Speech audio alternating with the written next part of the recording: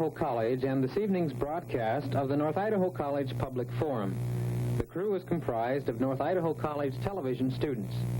Your moderator is North Idaho College political scientist Tony Stewart.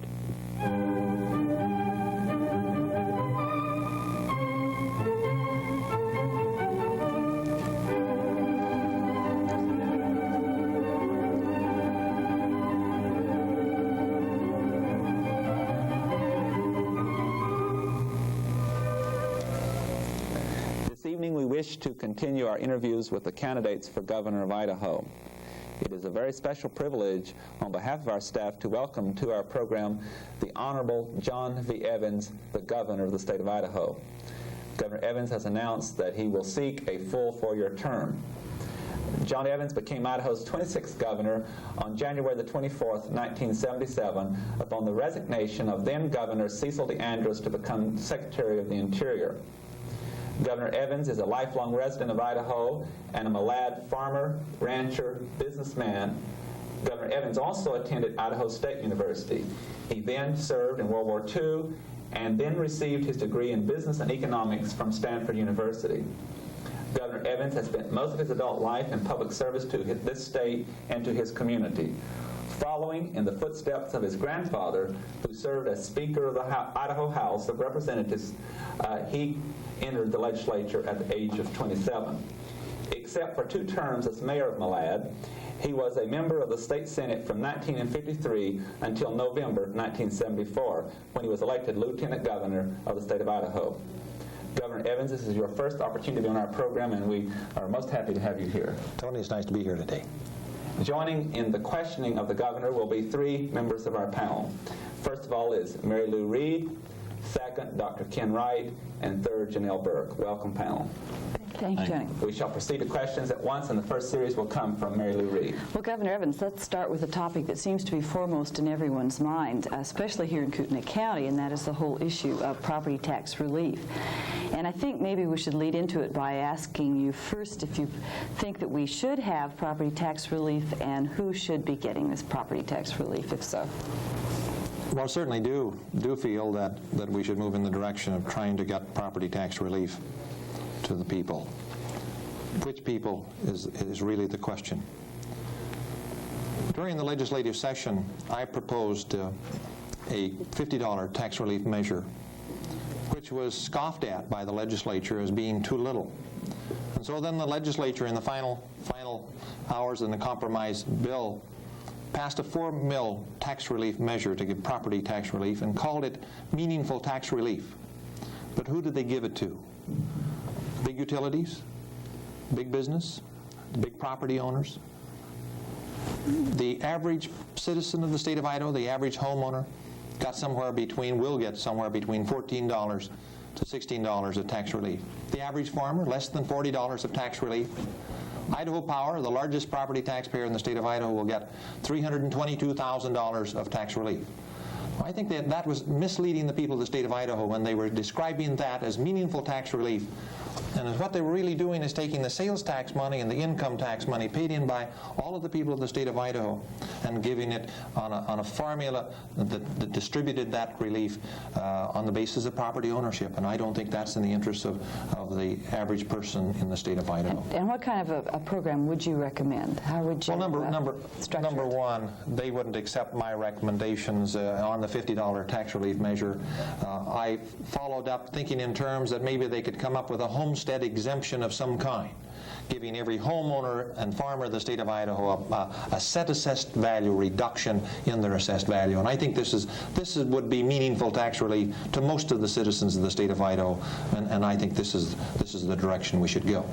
But in addition, we should talk in terms of tax reform too. And of course, this is where the 1% initiative really is speaking to right now, is to cut back on the amount of property taxes that people are going to pay. And I have suggested and recommended to the legislature that we really should amend our Constitution to provide for for three classes of property, rather than having one class of property uniformly, that we should have a class of property for homeowners, a class of property for businesses, and a class of property for utilities. We called it the 10-20-30 bill. Senator Art Manley and Senator Dick High had a little different version, but it was the same principle, giving special consideration to the homeowners of the state of Idaho to give them a reduced amount of pressure in property taxes. Would you clarify your position on the 1% initiative? And I think maybe it is helpful for our viewers to know that this 1% initiative would require that property taxes not exceed 1% of actual market value. Do you have a position? I'm very concerned about the direction we're going to go in that particular area. Once again, the people are being misled. The people view this 1% initiative of being able to secure tremendously large property tax relief. But all it's going to do is that we're going to have a replacement of the taxes. We're going to shift from property taxes to income taxes and to sales taxes, because although we'd like to cut back on government, is what it really means you're going to cut back on the services the local government provide. For an example, education. What are we going to do with that? What are we going to do with the school districts that have a 60% cutback in funds to educate our children here in Kootenai County? It's not going to happen. They can't stand that kind of a cutback in taxes, so we're going to have to make it up in some way. And we've only got two ways to make it up, and that's through the income tax and the sales tax. If the people of the state of Idaho are willing to accept a 7.5% sales tax to cover that cost of that tax reduction, then some different people will be paying the tax load. I examined the prospects of absentee landlords or absentee ownership here in Kootenai County. A great number of people live in Washington and have property in Idaho and Kootenai County. And all of a sudden, you think about it, they're not going to have, if we reduce this property tax load on their property, they're not going to have to pay as much of the total burden as I feel that they should. So once again, the people of Kootenai County and the people of the state of Idaho are going to have to pick up that burden. The average taxpayer in Idaho, if we switch to a sales tax, will, to make up that loss of $141 million loss, the average taxpayer will end up having to pay anywhere from 13 to 15% more taxes totally than they do under the present system. So I think this is unfortunate, and the people of the state of Idaho should be very, very cautious. Examine the problems in that particular initiative, and I'm concerned and very much opposed to moving in this direction. Once again, to provide for an alternate to the 1% initiative, I'd like to see some kind of a homestead exemption. I'd like to see local option taxation at the local level, so the cities and counties can determine their own needs and then raise a sales tax or an income tax that can be collected at the state level on this particular level. And if they want to replace the income or the property taxes, that's the time to do it. That's the place to do it. Thank you. Dr. Wright. Well, I wanted to pursue the tax issue with you also, and you've already brought up the 1% property tax limitation. What particular formula would you favor if you had your druthers about it in order to raise the necessary taxes to finance government in the state? You've mentioned that you'd favor the homestead exemption. Would you favor, for instance, maintaining the approximate same amount of money collected through property taxes but redistributing it somewhat? Well, number one, I think we can shift the taxes to some degree. We can't take $141 million or have a 60% reduction in taxes here at the local level. I don't think that's reasonable. That's just too far to go, too much to absorb, creates some severe difficulties. So I think really is what we'd be talking about. It's probably to replace something less than that, and I haven't even used the figure, and we haven't examined it to that extent. But we should really look in terms of a combination, probably income tax increases and sales tax increases, to make up for the loss of that property taxes. One of the features of the sales tax, of course, is it does tax the tourist, the transient visitor to the state, whereas they normally don't get touched by property taxes or income taxes. On the other hand, as you mentioned, the non-resident property owners, if the sales tax went up and the property tax went down, they would escape a lot of taxes. What do you think about the sales tax increase? Do you think that's good? Well, the bad thing about the sales tax, of course, it's a very regressive tax. It means that those people that spend all of their income that they receive on their standard of living, their cost of living, they're going to pay a higher percentage tax, total tax burden, than the higher income people of the state of Idaho. So it really hurts the low-income people, the senior citizens of the state of Idaho. And I have great reservations ever supporting a sales tax because of the regressive nature of that particular tax. What's your opinion about the best method for funding public education? This is something that's always been mentioned in every campaign. What's the best way to fund and control education in the state? Public school education, I think, should be funded as much as possible at the state level. I have a goal in mind of trying to reach the goal of 75% state funding for public school, leaving 25% of the total cost of public school education at that local level. Hopefully that it should be on the property tax level rather than to switch over to the sales tax. We can collect it at the state level in the sales tax rather than do it at that local level. But that would be my goal. My goal would be move in the direction of funding at the 75% level and do it as much as we can at the state level. It provides better equality, better equity statewide. We can get that formula distribution so that every child in the state of Idaho, regardless of where they live, will have an equal opportunity to secure the very best education possible. You'd be in favor of doing that without restructuring the state control of the local school districts? Oh yeah, very much so. Very much so. I'm very supportive of maintaining that local control at the school district level. Janelle Berg. Governor Evans, I share with you in that I, too, am a native Idahoan, and one of the things that we see about our state is the changes that are taking place today. Recently, your office announced that Idaho is now the fourth fastest growing state in the nation. What kinds of planning do you recommend to ensure that our present lifestyle is not eroded in the years to come? Janelle, I was involved in the legislative study that initiated the Local Planning and Zoning Act that is now part of our statutes, part of our laws. I'm very supportive of the local aspect and local control of land use planning. The only time I think the state of Idaho should be involved at the state level in initiating and participating in that planning program is that if two communities have problems and that we can step in and provide some leadership and some assistance in resolving the problems that are often established. But I just feel that's a better place to put that control in order to protect Idaho's beautiful state, its beautiful environment, etc. What other kinds of things can you do from the state level that helps to ensure that our state remains a clean and healthy environment for the future?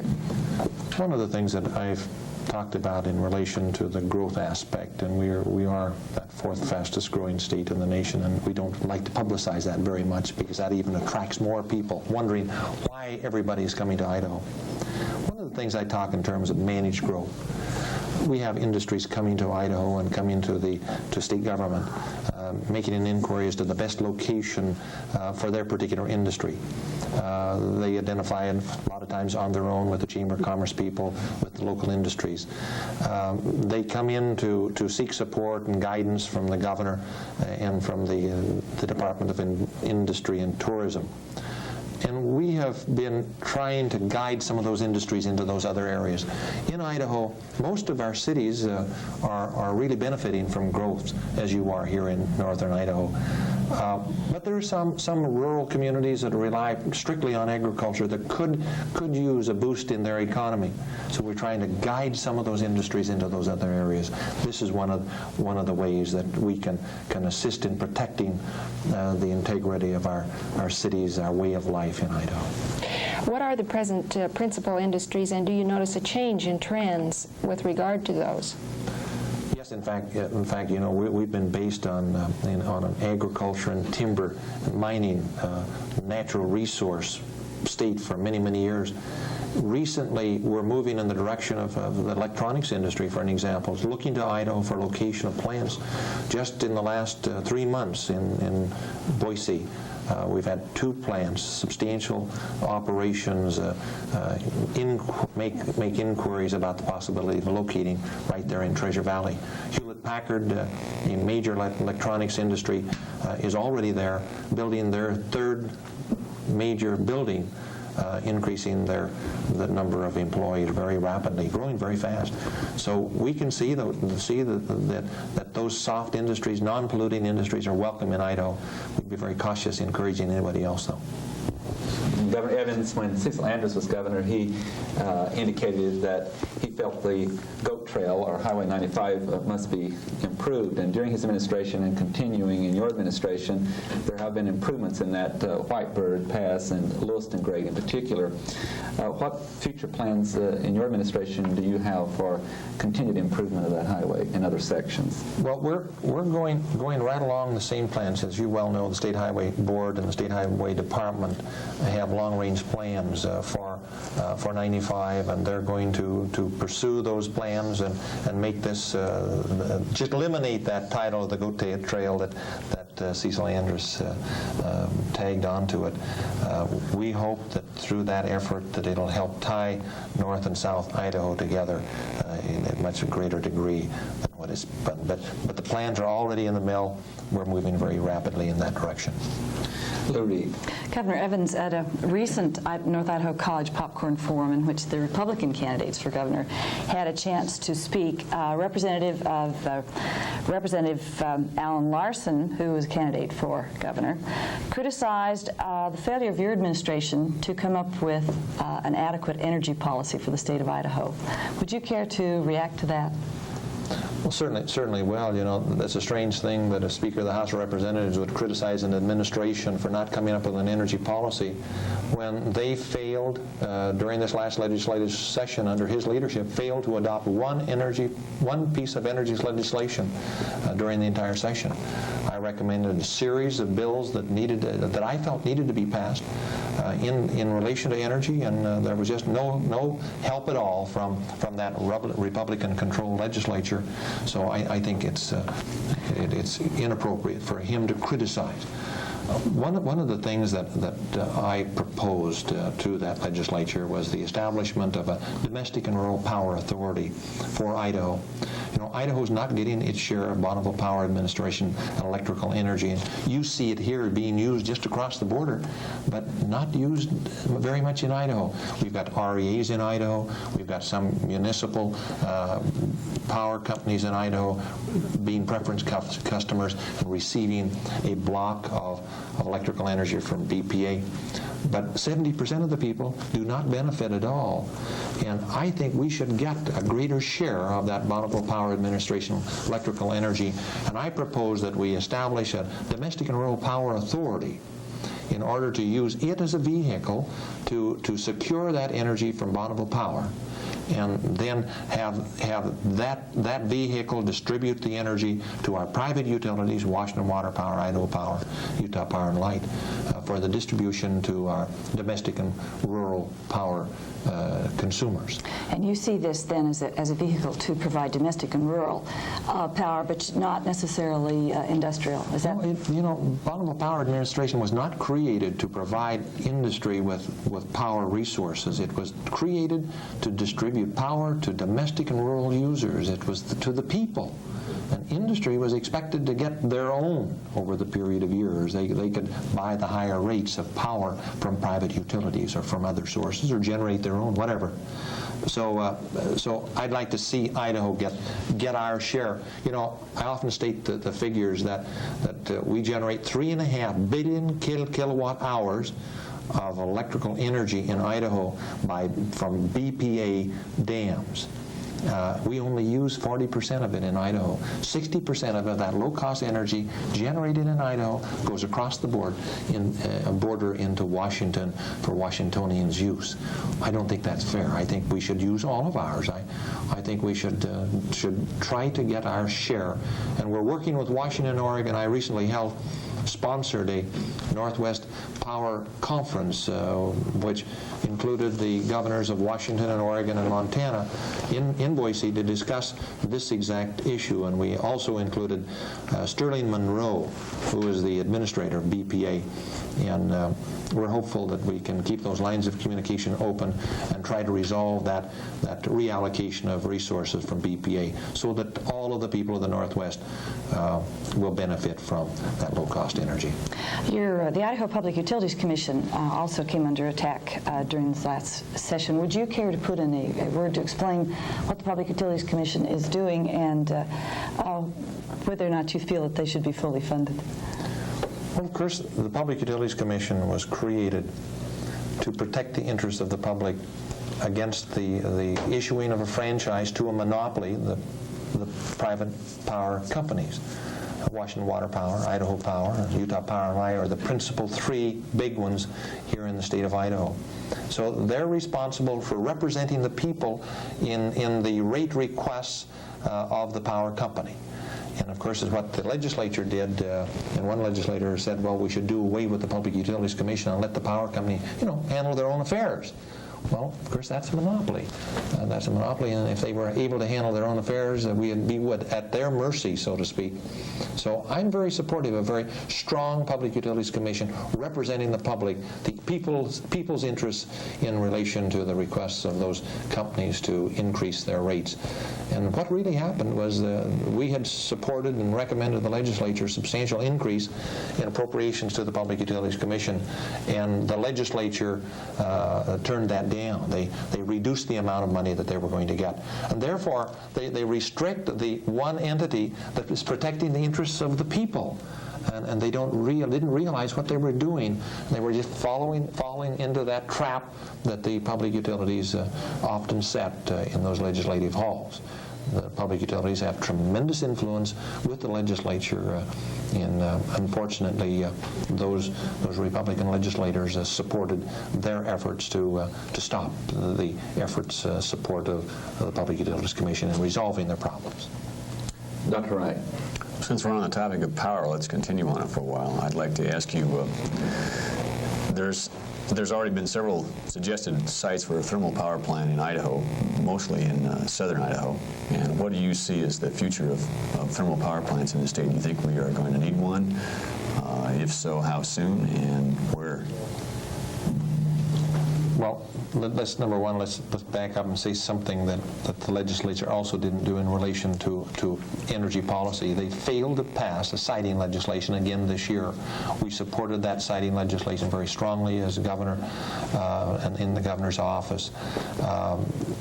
Once again, it was amended to death in the House of Representatives. It passed the Senate in nice shape. It almost was passed a year ago. And once again, the House of Representatives defeated that particular piece of legislation. That piece of legislation would have given the authority to the Public Utilities Commission to study the sites that were being proposed and make recommendation to the utility as to where those sites should be. So that was a failure, once again, of the Republican-controlled legislature, which I think was most unfortunate. I recommended that my first recommendation to our private utilities is to develop all of our hydro development that we possibly can that are environmentally sound. We've got a number of sites in Idaho, and particularly in southern Idaho and eastern Idaho, where we can build hydro dams, low-head hydro. We can improve the facilities that we have in place today and supply us with a substantial block of electrical energy for the use of the future. And I think the people of the state of Idaho would rather do that than move first into a coal-fired or nuclear-fired plant. And so that's my first goal, is to do that, to provide that hydro capacity, as we've been a hydro state in the years gone by, and I think that should continue as long as we can. My second recommendation would be to move in the direction of nuclear energy. In southern Idaho particularly, we've been very supportive of nuclear energy development because we've watched the Idaho Nuclear Energy Lab. It's now the Department of Energy there in Idaho Falls and Arco. Work and develop those nuclear research plants. They've had an amazing safety record over the period of years, and the people of southern Idaho recognize that the potential is there, and that I feel we should really utilize the human, the expertise that we have in that particular area. We've got some very fine scientists and engineers, and possibly develop a small nuclear plant in conjunction with the INEL through the Department of Energy, right on the site, where they could supervise the construction and design of that particular plant. So I'd like to move in that direction. And then third, if we can't satisfy the needs, then possibly going to a coal-fired plant. And I would like to hold that, delay that as long as we possibly could. I also think that we should look in the direction of alternate sources of energy, too. You know, in southern Idaho, we have one of the largest fields of geothermal energy clear across the southern part of our state in the United States, right there. It can be used for space heating. Boise has used space heating as one of its method of heating their homes there for many years, since the early days of our state's history. Warm Springs Avenue has used those hot springs. We now have a demonstration project where we use geothermal water to heat one of our buildings there in Boise, and we plan to heat all of our state's buildings, state complex there in the next few years.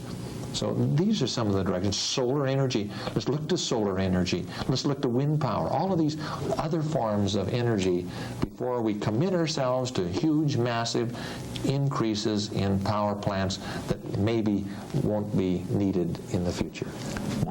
One of the problems, of course, with the alternate energy sources is the public utilities have not been in that business and aren't structured to really develop that as they're presently constituted. What are your plans? How would you encourage this sort of alternate energy development? One of the areas, just as an example of what we could do, we're now in the process of renegotiating the leases, selling the leases on our state land. And one of the areas that I like to see us move in is to reserve those areas close to cities, geothermal lease areas close to cities, for cities' use, so that if the cities want to develop their own utility, public utility for the distribution of geothermal heat within their city, that they'd have first rights to those geothermal energy underneath their city. So that's one of the ways that we could move in encouraging the use of our natural resources that are there and available. Janelle Bird. Many Idaho citizens have expressed a disappointment with the Idaho legislature. Indeed, some people think that the 1% tax initiative is actually an outcry on the part of citizens about the failure of the legislature to act on certain Idaho issues. What is your position on biennial sessions of the legislature or annual sessions of the legislature? When I was a legislator, I supported annual sessions very strongly, and since I've become governor, I would like to see them biannual. I don't like to see them there any more often than necessary. But seriously, I can see that we should continue annual sessions for budgeting. I think that we could go ahead and have biannual sessions for the general review and amendment and passage of new laws. So I think it could be a split program. Every other year have a general session plus a budget session, and then on the off year just have a budget session. The state of Utah has had this for many years, and it seems to work down there very well. I don't think it's necessary to rehash issues on an annual basis, because that's what they end up being, is just rehashed and nothing really accomplished. So it can happen the other way. A second part of my question might be that some Republicans have indicated that if they had a Republican governor, they could accomplish more in the legislature. Do you think this is true? And what would be your response to their Well, my response is that we need to change that Republican legislature dramatically and put a lot of Democrats down there that will really do the kind of job that's in the interest of all of the people of Idaho. That Republican legislature was a special interest legislature this year. The tax relief measures that they passed was certainly special interest legislation. It was giving that tax relief to the big utilities, the big businesses, the big landowners of the state of Idaho. It's not in the interest of the average taxpayer to have that kind of tax relief. Well, that passed with almost unanimous support of the Republican legislators, and they're taking, once again, your sales tax money and my income tax money and they're giving it back on a formula that is determined by land ownership and property ownership. That's special interest legislation. They turned around and once again moved in the direction of giving special tax relief, a proposed tax relief for investments, an investment credit proposition for businesses in the state of Idaho. And I vetoed that measure also because it was special interest legislation solely. 40% of that investment credit program was going to go to the big industries of the state of Idaho. Once again, the burden was trying to be shifted from the business interests of the state of Idaho, the property owners of the state of Idaho, to the homeowners of the state of Idaho. And I don't think that's in the interest of the people. And so I'm holding very, very tight on my position. For those who have joined our interview in progress, tonight it is our privilege to have as our guest the Honorable John V. Evans, the Governor of the state of Idaho. We shall at this time continue the questioning with Mary Lou Reed. Governor Evans, you and your staff have been holding these conferences around the state this spring dealing with the economics and trying to tap what the citizens think, both how the economy is going in Idaho and what future needs we have along those lines. I'm curious to see if you have any conclusions or any results that you could report to us now. Do you have any sounding of how our economy is? It's a little early to give a report, but generally, Lou, the people of the state of Idaho support some growth. They have great concerns in some areas that growth is going too fast. Kootenai County is a good example. Ada Canyon County is a good example in southwestern Idaho. Bannock County is growing very fast as a result of Bucyrus area, and they are concerned about that. Everybody would like to have a little growth because it stimulates the economy. It brings new people to town, and businesses prosper. So we're all looking to a little stimulus, but not that great big stimulus, not the boom-bust effects of the economy. So I think that's my first report that I can give. Do you see a desire for industrialization, or do you feel that Idaho citizens really do want to retain the agricultural base as the primary base for the economy? I think a little bit of both. I think, number one, they speak very clearly that they want agriculture to be the dominant industry in Idaho for years to come. But in many of the areas where agriculture has been in very serious depression in the last 4 or 5 years, the cattle industry, for an example, low prices of grain, and etc., the people are speaking out rather clearly that if we could attract a small industry, a good, clean industry like the electronics industries, into the area to hire some of our people to help stimulate the economies, that they support that kind of a program. This is probably the time to slip in a question about whether or not you feel state government can do very much for the plight of the farmer. Do you feel this is a federal question primarily, or are the things that your office and administration are doing now that you feel are in the interest of the farmers? There really isn't on a state level. It's bigger than the state. It's a national problem. We can do certain things. We can provide good help and in research areas, agricultural research. Certainly our ag economists can do a lot of help to advise and counsel. Our program, our extension service, is a good service to those farmers, helping them cut their costs down. We've certainly looked in the direction and cooperating with Washington and Oregon through the PNRC to try to develop an additional export policy for agricultural products as well as the timber products, all of the products of the state of Idaho. These are some of the areas that we can work to help the farmers.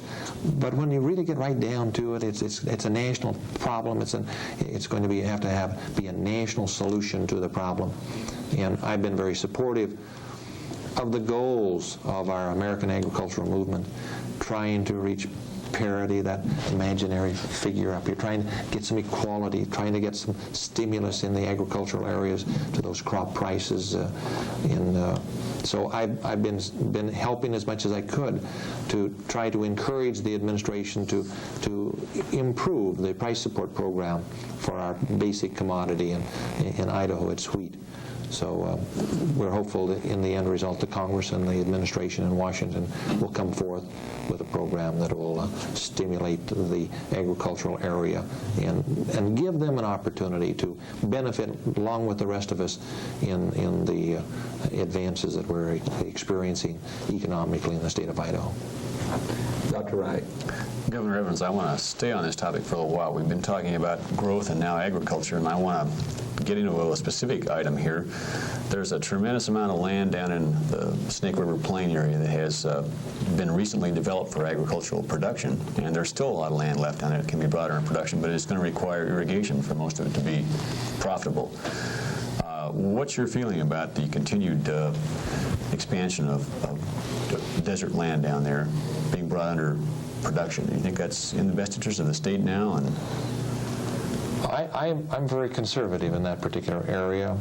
I can see some areas, specific areas that can be developed without adding a substantial burden on our energy problems. But other areas, if you're going to design systems that require very high energy costs and consumption of energy, then I think we should go very slowly. I had a young farmer in eastern Idaho come to me, and he was almost in a panic situation. He said, "Do you know what's happening, Governor?" And I said, "No, what's happening now?" He said, "They're developing 500,000 acres in the state of Washington that's going to compete very directly with me on my small farm in eastern Idaho and growing potatoes.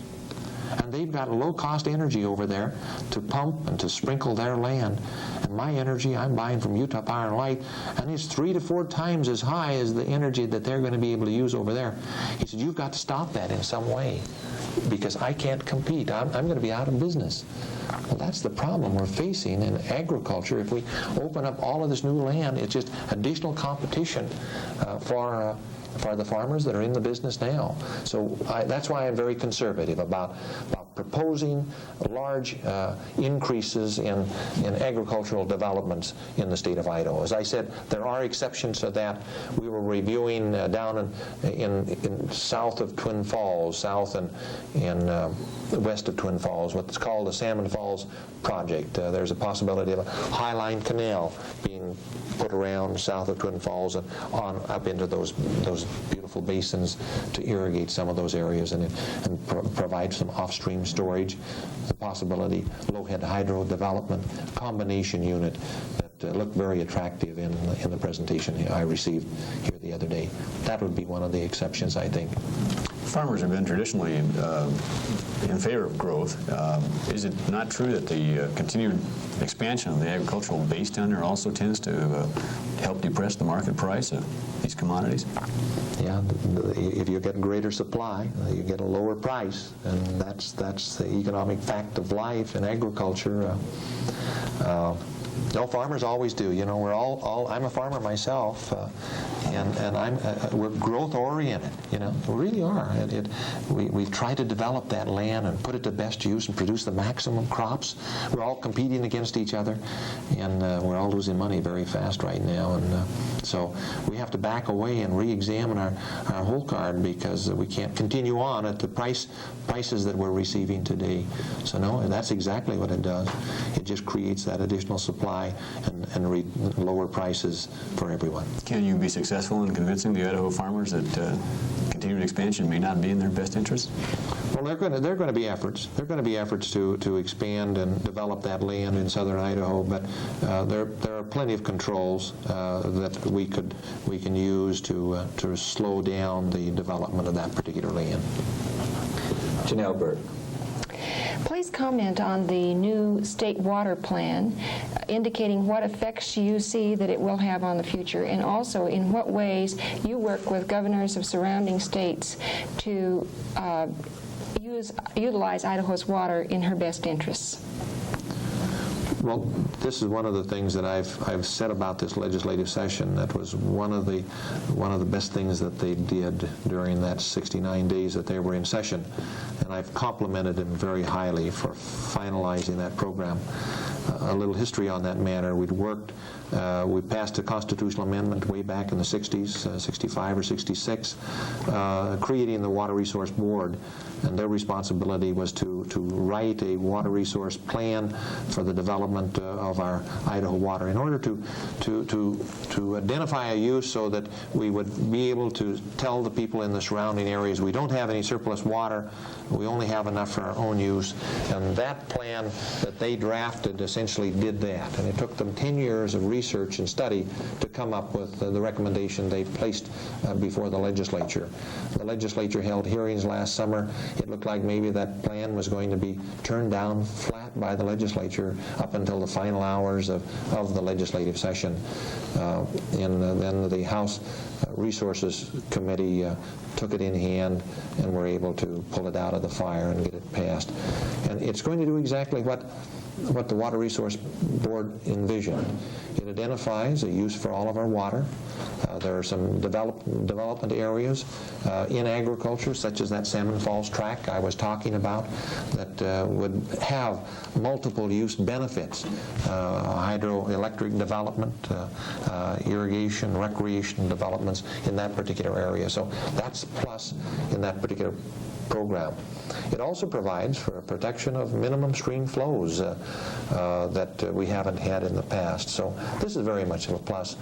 We in southern Idaho have been very, very cautious moving in the direction of establishing minimum stream flows for the fear that in an extreme drought situation that we wouldn't we'd have to let water go down the stream for other people's use, and we wouldn't have it available to irrigate our crops on that desert that we've developed in southern Idaho. But we finally realized that we needed to protect the integrity of those streams that haven't been fully developed. It protects also, that law protects the integrity of those water rights that have been established over a period of years, and it will not interfere in any way with those water rights over the years. A marvelous plan, a marvelous program, and I've commended the Water Resource Board for their vision in developing that kind of a plan. Governor Evans, two of the Republican candidates for governor on this program, in an earlier taping, were rather critical of state government, indicating they thought there were agencies that could be cut back in spending or some eliminated. In order to do that, they came out, both of them, in support of sunset legislation in the state. What is your position on such a proposal? Well, you know, we've been reorganizing state government over the last few years, and we constantly do it, and I don't think we need that kind of legislation. I don't think it really will benefit. Sunset legislation, we can handle it right now. We don't have to have legislation to say that a potato commission is going to go out of business as of 1979, you know. To do it, we can have the potato commission reorganized internally, eliminate the fat that's there, and that's exactly what I have done during these 2 years that I've been governor of the state of Idaho.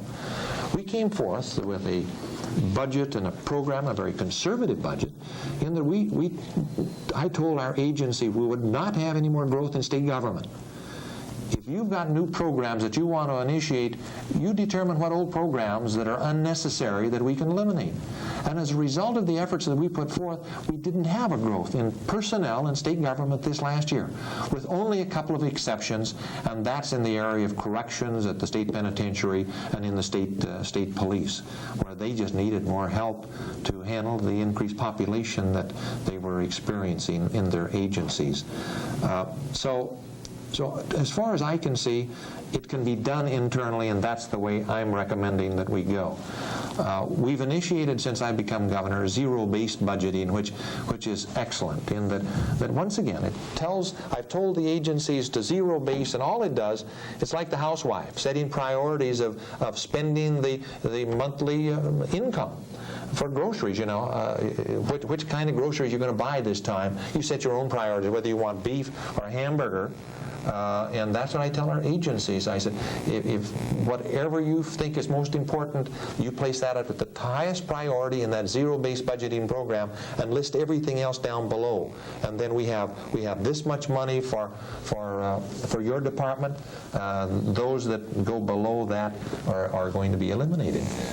It's working, and it's worked. We're going to continue it. We're going to try to maintain a program that 25% of our state agencies will go through that process of zero-based budgeting every year. And I think it'll be a tremendous benefit and eliminate the need for sunset legislation. I think our candidates for governor are visualizing some programs that they see at the federal level, thinking maybe that they're state programs. We don't have that problem. We're not that big. We're not that big in state government. You can go from agency to agency and look at the people involved. And understand the programs very clearly with just a little effort. And that's where they failed. They failed as candidates to go to those agencies and say, what are you doing? And how can you do it better? Mary Reed. Well, Governor Evans, as you know, we in North Idaho and Eastern Washington are very concerned about our national forests. They're important to us both for our economy and for our recreation. And this year, the question of wilderness seems to be very much in the forefront. And even though generally Congress and the Forest Service have to make the determinations about wilderness, could you talk a little bit about some of your feelings about wilderness in Idaho, both with Rare 2 and the Idaho primitive area? Certainly will. To begin with, although it is all federal land we're talking about, I think the governor of the state of Idaho should really take a leadership role in trying to establish what that policy should be in the Congress, and that's what we're doing now. Actually, we're talking about two programs and two issues here. One is the establishment of the wilderness area in the what's called the Central Idaho Wilderness Area that's been in understudy for a long time and is now being finalized, and we're hopeful that from the latest information that we've received from Washington, D.C., that the Carter administration will make some recommendations sometimes this summer as to what they will recommend as the primitive area or the wilderness area of the Central Idaho. I'm very supportive of maintaining that particular area as wilderness. But I have some reservations, under the Rare 2 study. Under the Rare 2 study, there's a feeling throughout Idaho that maybe we should examine very carefully the increased areas of wilderness under that particular study. As you well recognize, the Forest Service has identified those areas, 5,000 acres or over, for wilderness study and possible classification. As I view the matter, most of the people of Idaho would like to maintain most of those areas as multiple-use areas. And I proposed a concept that if we could really try to incorporate most of our wilderness areas in the Central Idaho area, that this would fit the needs of our state better than to have small pieces of wilderness everywhere in the state.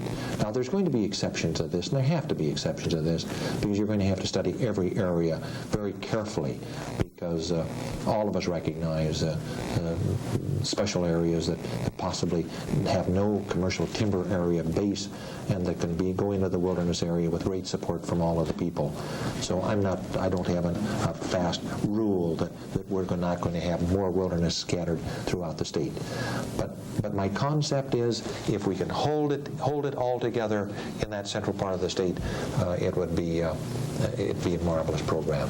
But you are seeing this as two separate issues. Two separate issues. Oh, very much so. The congressional decision on the Idaho primitive area and the Rare 2 process, which is ongoing.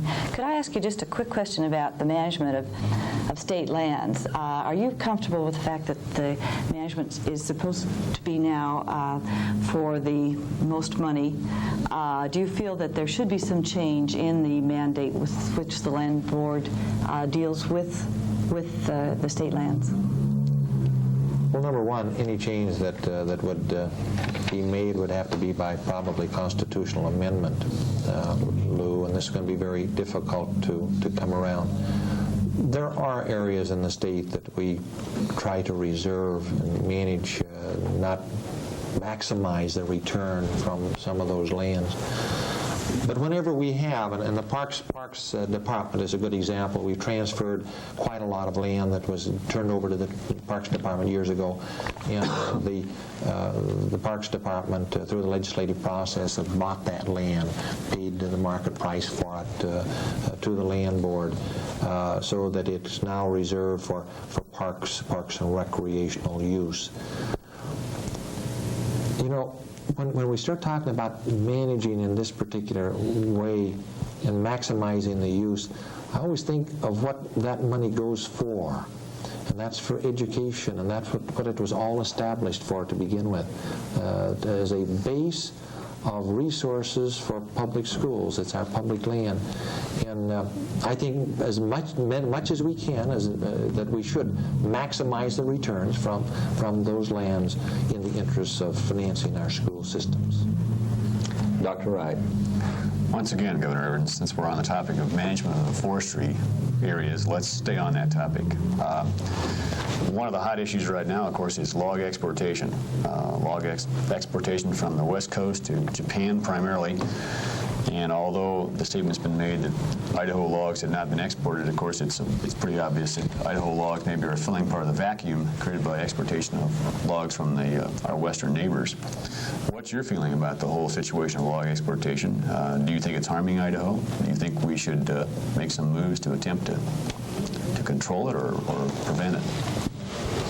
Well, obviously, I'd like to see them all processed right in the state of Idaho and not, or in the United States, and not shipped overseas as logs themselves, because it creates jobs for the people of this country, and we should be able to use our own resources to hire our own people rather than shipping those raw products overseas to Japan. I served on a trade mission to Japan here a couple of years ago, and trying to resolve the problems that we have, the barriers, reduce the barriers to the exportation of our lumber directly to Japan rather than sending the logs to Japan. And there's great problems in that particular area, as you well know. They like their logs and their lumber at a certain width, a certain size, and we haven't accommodated their needs as well as we should have. And of course, their barriers, they want to protect their own industry again. If they can get the logs, whether it's from the United States or the Philippines or Australia, wherever it is, they're protective of their own industry, and so they're going to continue to go, whether they buy them from the United States or Canada or where it is, they're going to continue to try to import logs for their own industry, and we should do the same. We should protect the integrity of our own industries, try to use those natural resources that we have at hand, our logs in this particular case, to hire Idaho and Northwest people and give them jobs. Do you have any program for assuring this is accomplished? No, I don't have a program. Of course, this comes in the area of interstate and international commerce. It falls in the area of the Congress. The Congress is really going to have to speak to that matter rather than states themselves. Janelle Berg. Governor Evans, what do you consider to be the high point of your administration? If you were to enumerate some of the things that you really feel have been exciting, and what is the style of John Evans? You know, I often tell the story about walking into that big office the first time around, and my secretary said, as she welcomed me into the office, she closed the door, and I said, "Why are you closing the doors?" And there are 3 doors in the office, and she said, "Well, governors can't work with the doors open." And I said, "Why can't governors work with the doors open?" She said, "It never happened. There's too much confusion in the outer office, and it'll be distracting." And I said, "Let's try leaving the doors open and let the people see in the governor's office." And it's become a symbol of my administration, a symbol of openness and honesty, integrity, accessibility to the people of the state of Idaho. I think that's been my goal, is to try to make myself available to the people of the state of Idaho. And it's a tremendous, leaving those doors open is a tremendous lesson in democracy to the young students of Idaho who have an opportunity to be in Boise and tour the Capitol. Because they'll file by that door and look in and be able to see the governor, and they'll point their little finger and say, "Hey, there's the governor working right there. He's doing the job." And once in a while, they'll take a little picture of whoever I'm meeting with. And I've become very comfortable with that kind of an open administration. And I told my directors of all of my agencies to be open and above board and be honest and serve the people of the state of Idaho, because that's what we are, is a service agency for the people. One further comment might you make about your grade school immunization program, or your immunization program for children? My wife has been more involved in that than I have. She volunteered to be the chairman, statewide chairman of the immunization program. And so she worked all last summer trying to get voluntary compliance, getting parents to get their children immunized. And she came to me last September and she said, John, it's not working. We can't get the parents to comply. They're not stepping forward as they should. I've come to the conclusion, and the Department of Health and Welfare come to the conclusion, we need some mandatory immunization programs. So after studying it very carefully the next couple of 3 months after that, we came to the same conclusion that we had to move in the direction of getting mandatory immunization because there were too many of our children not being immunized from childhood diseases. The piece of legislation is a good piece of legislation. We're going to be working very closely with school districts throughout the state to make sure that our children are properly immunized, and I'm very proud of that. Lou Reed. At the end of the session, this last session of the Idaho legislature, you gave the session a grade of C-. And earlier in our program, you referred to this as a special interest legislature. I guess my question is something like, we really were enthusiastic about the Sunshine Initiative and thought maybe that we would be able to elect legislators who were free from special interest and who were really representing the people. Do you think the Sunshine laws are working? Or do you think they can work? Sure, they're working, and they will work, and we'll be able to point out to the people in the campaign effort this year, those people who were financed by special interests, and then look at their voting record, how they voted for those special interests. To the people of the state of Idaho, it's going to be a very clear indication that we need that kind of openness and honesty in government, and that's what's happened. Some of our major industries in the state of Idaho put a substantial amount of money in the campaign effort 2 years ago to elect people who favored their position economically, socially, and so that legislature ended up voting constantly in support of their particular programs, not in the interest of all of the people of Idaho. And those legislators are going to have to answer the questions that their opposition are going to put to them. Why did you vote for special interest legislation constantly? So the Sunshine Initiative and that particular law will work, and it's going to work this time around. Dr. Wright, time for a brief question. Well, I better not ask that one then, because that one won't be brief. I was going to open up a whole new area. But let me ask you, since you never run for the office of governor before, do you plan on making any major changes in your strategy for the office, for campaigning?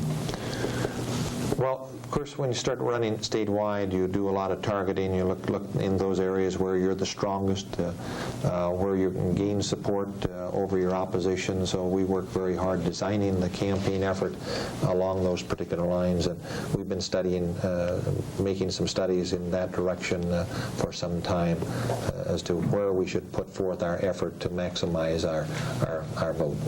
You certainly have an array of people stacked up vying to run against you. Do you think that's in your favor or not? Well, I think it's very much in my favor in that they're all scrambling to try to be a candidate for governor because they feel that as being a lieutenant governor and just assuming the office of the governor when C. Sanders left, that they don't have an incumbent to run against, that this is their opportunity to win. So obviously they all want to have that chance. Governor, with that, I must bring our program to conclusion. On behalf of our staff, I want to express our deep appreciation for your coming. I know you have a busy schedule. It's a great pleasure to be here. Ladies and gentlemen, our guest today has been the Honorable John V. Evans, the Governor of the state of Idaho. May I take this opportunity to invite you to be with us again next week at the same time when again we'll be interviewing a personality. And until that time, this is your moderator, Tony Stewart, wishing you a good week and a good evening.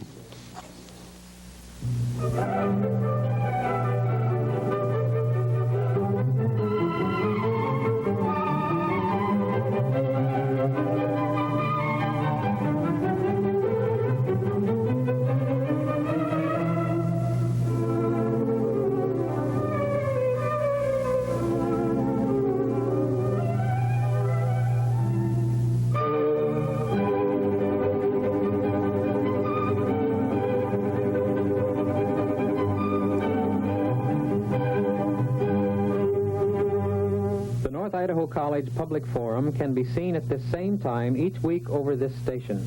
This production was videotaped earlier by a North Idaho College student crew for viewing at this more appropriate time.